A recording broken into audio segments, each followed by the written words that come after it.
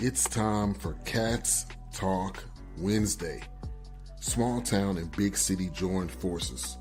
Vinny Hardy of Lynch, Kentucky, and Terry Brown of Louisville, Kentucky, team up to give you free-flowing, laid-back sports talk. Focus on Kentucky Wildcats, as well as pertinent information in the NBA, NFL, and Major League Baseball. And we are live. It's Game Day Wednesday TV. Yeah. Man, we might not even get to it, but all this Philly gear when the Niners play the Eagles, that's kind of got me a little thrown off. I know it's Sixers, not Eagles, but I'm putting a little reverse voodoo out there. Now, if me on the outside looking in, if I'm a Niners fan, because y'all played them a few years ago in the playoffs, you're a lot better at quarterback this time around, but the rest of the team might not be. Oh yeah, yeah. It was a couple years ago in the NFC Championship game when Purdy got hurt, and so that was his. 3 years ago at this point now. So there was that game and not great.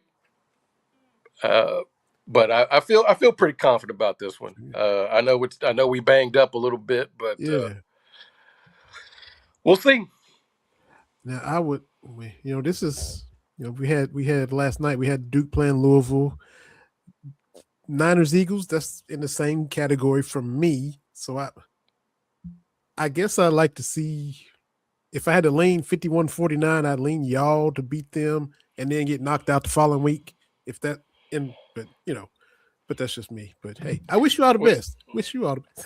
My dream scenario with this playoffs is obviously the 49ers getting to the Super Bowl, but beating the Packers in the NFC Championship game. That's my dream scenario. I don't know if it'll work, but just because the defense is just so beat up, you can only miss so many All-Pros before it starts getting. There are no linebackers that made the original 53-man roster. There are none left. They'll be playing on Sunday. I saw where y'all got Eric Kendricks. He was playing for us a couple years ago, and I forget y'all picking, just plucking guys anywhere that you can. They need bodies, so I'm not I'm not too one way or the other. Obviously, I want to win. I think they can win, but we'll see. Absolutely, just like we'll see tonight. Speaking of bodies, the Cats have all their bodies. Maybe some changes to the starting lineup. I mean, what we saw Saturday, and if y'all don't know, look, we're here doing our thing on Wednesday, right quick before the game.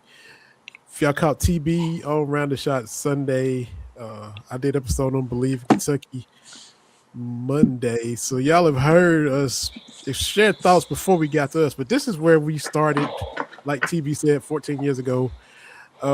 So we get a little quick episode in before the Cats play Mizzou tonight, but Saturday gotta win. Win.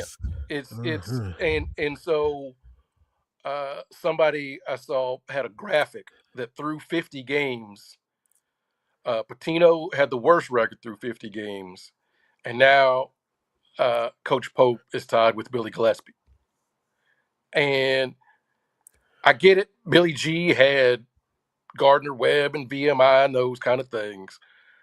But also, we've been down 20 points a lot here recently. Mm-hmm. And if you've got to go back to probation era Patino, look, man, I want this to work so bad. But there's just stretches where it's like, what are they doing? We had never lost to Alabama 4 straight, and now we have. There's a lot of that, man. Yeah.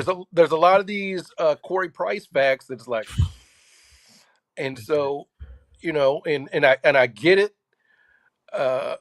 Everybody wants this to work. Yep. Right? Number one, we're all Kentucky fans. We all want the Cats to win. Mm-hmm. Full stop. But hey, this may not be it, man.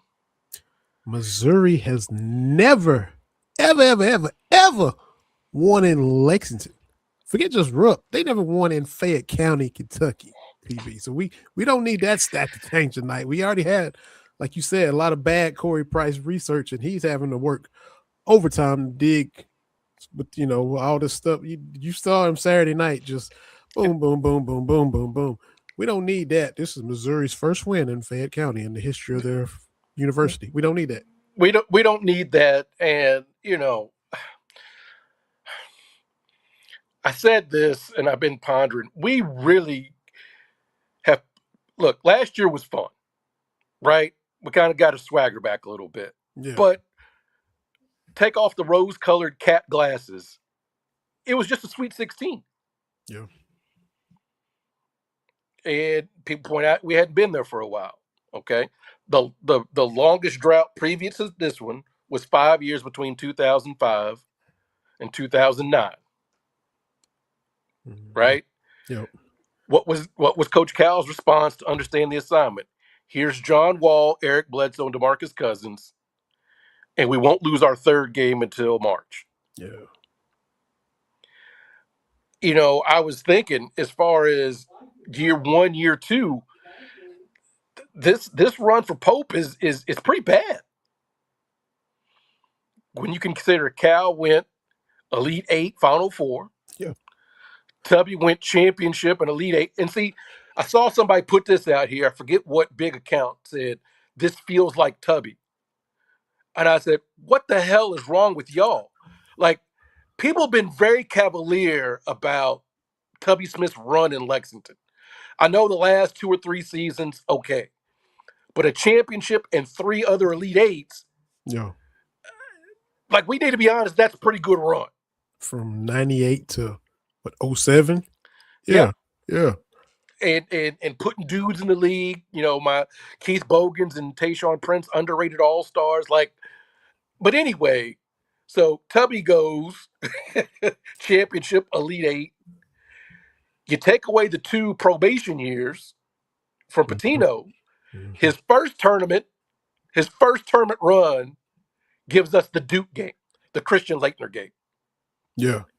His second one is a Final 4. Yeah.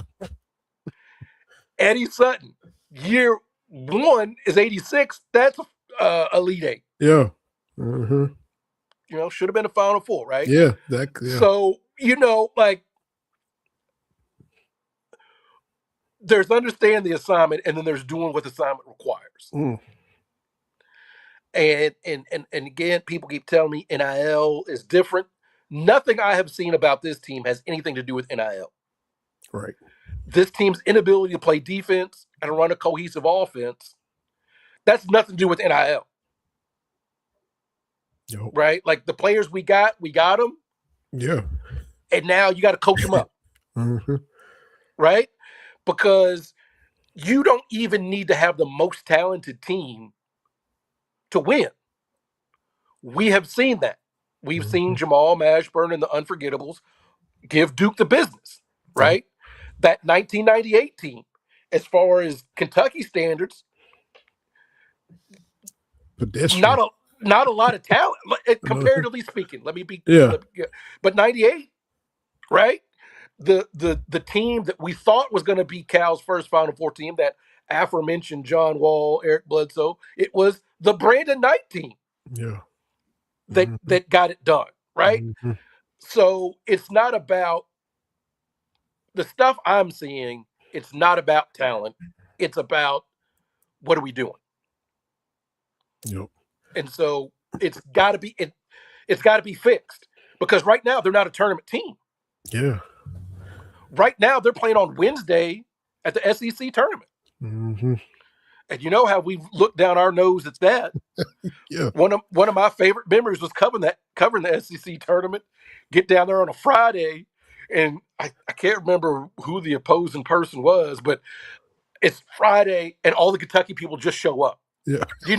We there getting our media credentials, and like, oh, here come the Kentucky people. Like, why am I coming on Wednesday for? To watch LSU Mississippi State play? No, thank you. Like, and so right now we're on that trajectory. Yeah. And that's what you can't have.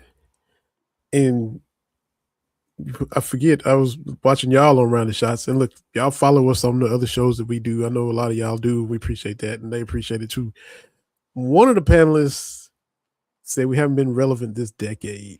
He's talking about 2020, and we started this year ranked ninth in the preseason poll, and everybody was like, "Oh yeah, ninth for number 9," and we slid out of the poll after Gonzaga. Were we unranked or I think And so here we are, most of December, all of January, and if let's stay click and change, it's gonna be irrelevant for our standards kind of year. We're just gonna and I get why people say that, but again, we have not been bereft in the 2020s. We had a unanimous National Player of the Year.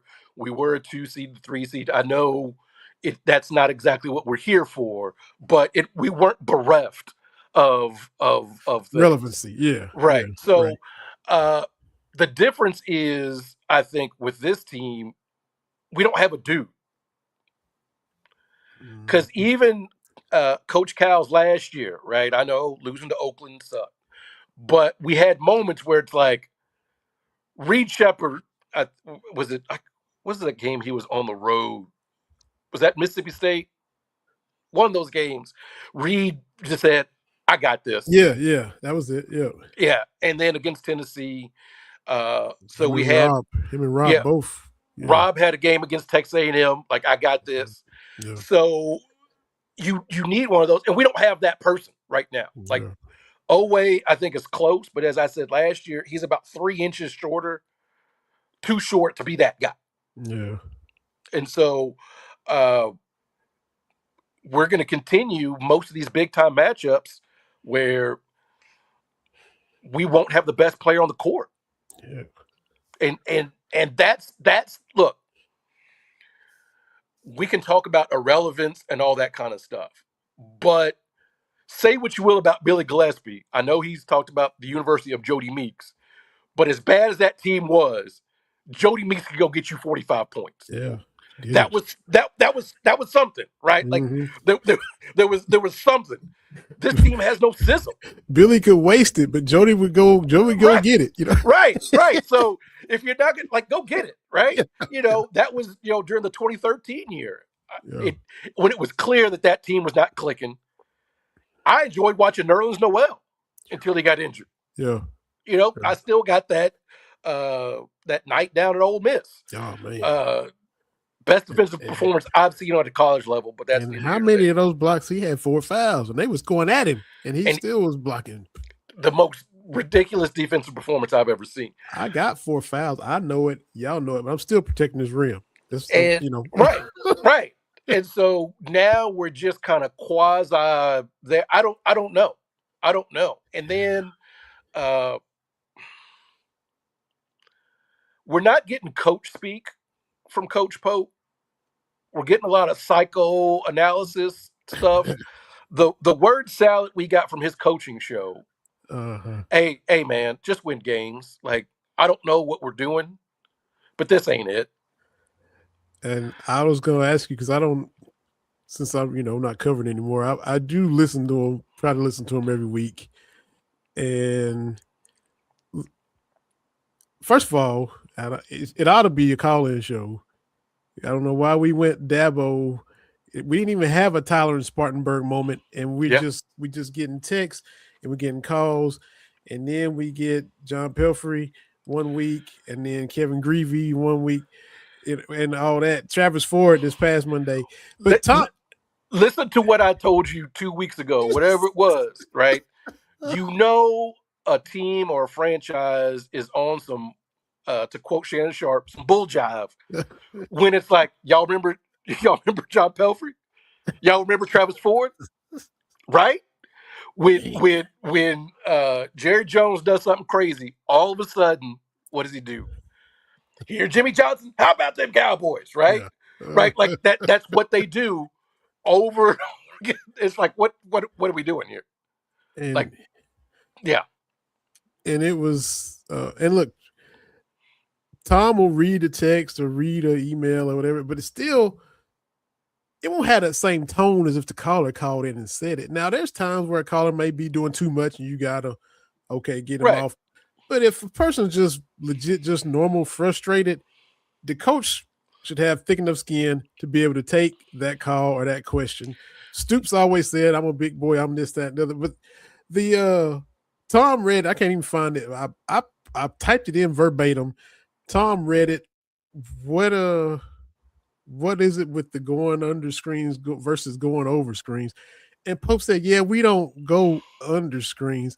And Tom, who to me softens everything, said, "Well, was that kind of a mistake from Saturday?" Basically, like, dude, y'all was going under screens all day Saturday. He called him. And do you know we can see these games? Look, man. Like, what game are you watching? That's basically what Tom said. What games you watching, man? And that's the frustrating thing is what Alabama does is what we were supposed to do, right? And then post game, Nate Oates again. Nate Oates may as well like the kids put the Ether soundtrack on there. Like we broke down the way they get their like.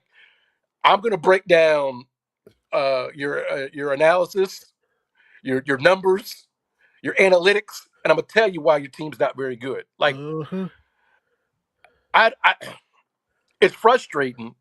And again, I keep saying I'm tired of every big game.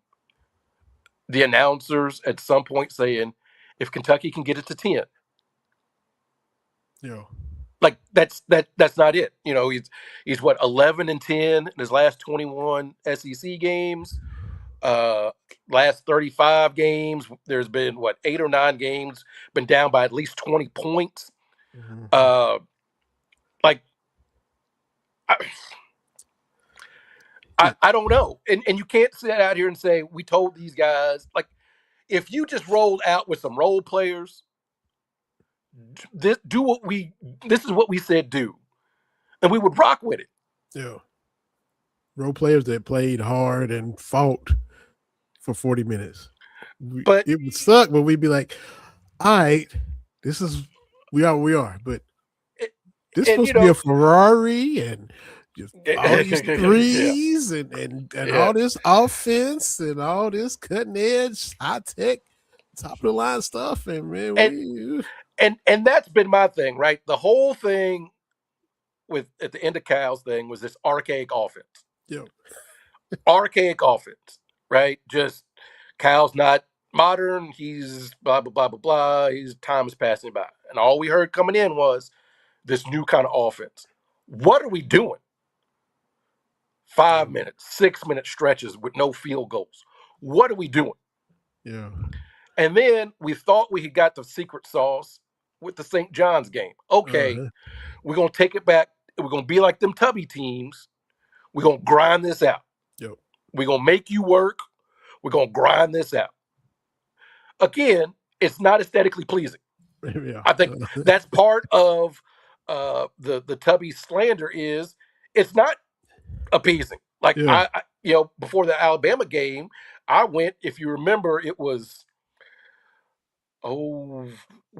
I think it was 05, the Alabama game. They kept Alabama scores for like 9 minutes without a field goal for 11 minutes. And it was like a 74-61 game or whatever it was. Like, that's not pretty. I granted, it's this close to Virginia, right? It's this close. So I get it. It's not aesthetically pleasing, but it was successful. And I thought, okay, this is what they're going to do moving forward. And then we don't do that no more. We got guys jogging back. We got, I don't know. Like, what are y'all doing at practice? Yeah. See, this is all the stuff you would say every week when it was the wheels was falling off for Stoops. What are we doing at practice? And now you're saying the same thing about the basketball. Like what are we doing? Right? Like, if because the thing is, for whatever reason, Tennessee's high-paced offense always seemed to catch Kentucky off guard. Oh, right? Yeah. Tennessee would snap the ball quick, and then Stoops come out like, well, we knew they were going to do that. Obviously, you did. Like, what? There's no surprise here, and so Alabama plays this way. You've got to fight over the screen and not do it 4 times in a row. Yeah, I found it. Go ahead. Go ahead. What do you? He said it didn't have a name, but what do you teach the guys in terms of ball screens, going over versus going under? Mark Pope. Yeah, we don't go into very many ball screens. There are occasions when they're really, really high, and Tom just cut them off. Did it happen sometimes by mistake on Saturday? What? Look, man, I want this to work, but let this team play on Wednesday of the SEC tournament.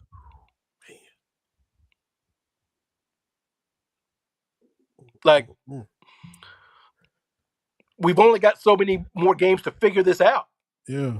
That's the scary part, right? Because it's an 18-game season. Yeah, 17 left. Right. Like, that's not a lot of time. It feels like a lot of time, but it's really not a lot of time. Mm-hmm. Basically, a month and a half. It's March. Yeah. A month and a half is March. Yeah. Yes. Mm-hmm. And so, what? And look, I know I'm the sunshine and rainbows guy. Right. Right. I know. I get that. Sunshine, rainbows, because previously we had a Hall of Fame coach, and it was like, he could figure this out, obviously. But what are we pointing to that Pope can figure this out besides hope and dreams? What have we seen, right? Because if you remember those last couple of Cal years, it was like, well, remember 2011 turned it around. Like, they couldn't win on the road to save their life, right? Yeah. Flipped it around, right? Yep. 2014, again, that's the championship that hurts me. I know 2015 undefeated. 2014 would have been a Disney movie. Because if you remember, they were terrible. Cal got tossed at South Carolina, and Aaron Harrison said, basically, we're going to make y'all proud. Yeah. And then he boom, boom, boom. If we close it out against UConn, that's a movie. That's a movie, right? Yeah. And so, what is Pope pulling from to right the ship? Besides hopes and dreams. Yeah. That was my point when we made the hire, and I was like, I don't know. Because, as you and I have discussed, every coach, including Billy Gillispie, that showed up had done something somewhere. Yeah. Right? Billy G had Texas A&M in the Sweet 16. Yeah. We beat know Louisville and Rupp, right? Right, yeah. right. Yeah. We know what Cal did at Memphis and UMass. We know Tubby had 4 or 5 straight 16 years between Tulsa and Georgia. We know what Pitino did going back to Providence. Yeah. We know what Eddie Sutton did at Arkansas.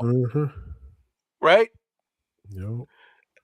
Probably you got to go all the way back to Joe B to find someone with that thin of a resume. Yeah. Which I still say Joe B. Hall really should be talked about a whole lot more. Not too many people follow up. I ain't talking about following up a good coach. Yeah. I'm talking about following up the dude whose name's on the building. And quiet as it's kept, Joe B got Negroes to play for Kentucky. Like, if you look at all the teams that Kentucky was beating with Adolph Rupp, a lot of those teams fell by the wayside. But Joe B gave proof of concept. We're inviting everybody here. And then he won, right? So I would watch a Joe B documentary, him and Leonard Hamilton and all that kind of stuff. But anyway, I get it. You want to be positive, right? Because, again, I'm a positive person by nature. But you have to ask yourself, is it more likely that a Hall of Fame coach figures it out? Or we got a lot of hopes and dreams on this. And I want it to work. I want it to work. Yeah. Yeah. But it's awful thin, the coaches, that go back to their alma maters and do that. Mm. It's very slim. Yeah. Yeah. So Missouri tonight, Mississippi State at home, at LSU, then down here for Tennessee, Texas, Ole Miss, and look, that Travis Perry return game, if we ain't guarding the 3 no better. Yeah. At Vanderbilt, who is currently undefeated, then is at Arkansas. That rounds out January.